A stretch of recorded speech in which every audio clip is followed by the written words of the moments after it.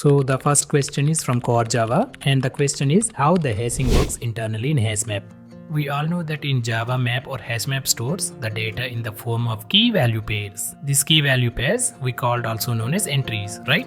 But if we go little deep into how these entries stored in the map, they were not stored directly in the same form in map, but actually they resides in some other data structures like linked lists or a balanced trees. Again, these data structures were mapped or allocated to the segments called buckets in the map. So whenever we define a map or HashMap in Java, initially map will be divided into number of buckets and they were numbered or indexed from 0 to 15, or you can also say initial capacity of the map is 16.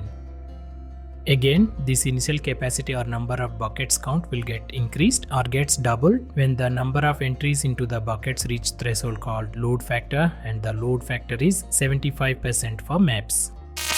So coming back to the storing entry inside a bucket can have one or more number of entries in the form of linked list. I will tell you when the balance tree will come into the picture in a while, but for now we'll take an example of linked list for our understanding. So to find the respective bucket number to store an entry, the process called hashing is applied. Also, you might have heard about hashcode method in Java, which is defined in the object class. So all Java objects inherit this method by default. This hashcode method returns an integer value that represents an object's hashcode. Usually, hashcode is generated from the object's content and memory address. The main objective of doing this process of generating hashcode or hashing is to search and retrieve objects in constant time or at max within linear time complexity.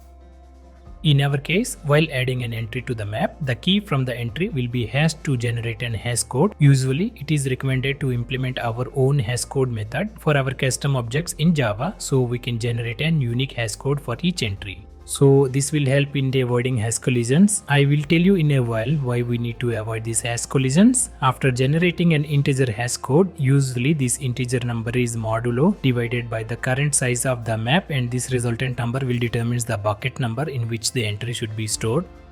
Let's take some example to understand this hashing mechanism. Suppose you have three entries Steve, Mark and Elon with values Apple, Meta, X. Let's assume they have hash codes generated are 34, 33 and 30. Then the bucket number will be determined by dividing them with 16.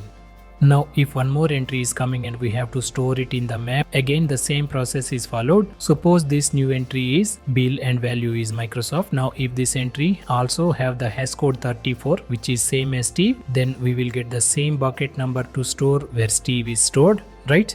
This is the scenario of hash collision, and in this case HashMap internally stores the multiple entries in the linked list. When we search for a key or entry in the map, the bucket number will be determined and then again it searches the exact key in the linked list. So now clearly in case of same bucket, the time complexity for searching operation can increase from O of 1 to O of n.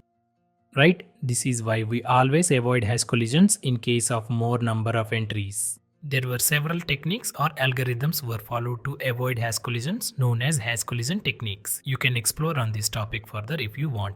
So following is the summary or key points to remember for the hashing and HashMap in Java. Number 1 is efficient hashing and implementation of hash code and equals method.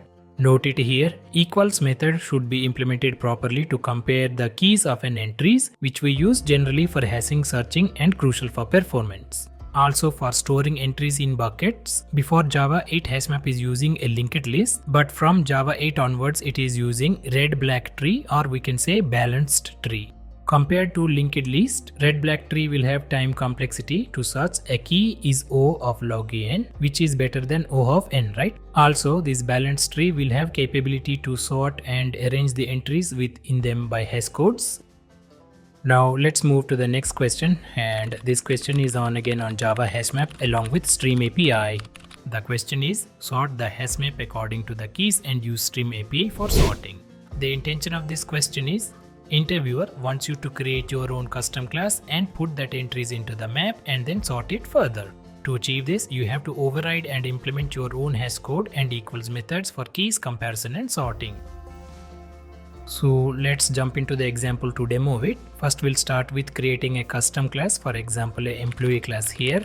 Let's say there were two fields in the class, that is ID and name. Usually IDs are unique, right? Then let's declare a constructor taking ID and name as parameters. Then we'll have the getter methods for both the fields. Next, we'll override and implement the hashcode method using employee ID, which is recommended, right? In similar fashion, we'll override the equals method. If two objects are same by reference, then no need to comparing the content and will return true. Next, if provided object is null or both objects are from different class instances, then we'll return false, right? Else finally, we will compare both the employee IDs are same, then we have to return true. Also, overriding here to string method for purpose of printing objects content. You can pause and take a note of this code. A small mistake and correction from my side. Actually, there is a typo. I used ID and employee ID field names, so you only keep any one of them for your reference. Now let's try to implement the utility method to create a map with employee entries, and then we'll sort the map using stream API. Creating a map which will take employee object as a key, which will contains ID and name. Then it will take a department name as value for that object. Next, we'll put some entries to the map. We'll put the entries in random order of the employee IDs. Now let's just print all the entries or key values before sorting the map using for each. Now here is the main part. We'll put a stream over the entry set from the map, and then for each entry we'll use sorted method. For sorted method, we can pass a lambda expression for compare to method, which is from comparator class for object comparison. If you have no idea on this comparator class, I recommend you to explore on that topic so that you will be well aware of what is default or natural sorting and how sorting works for this kind of custom objects.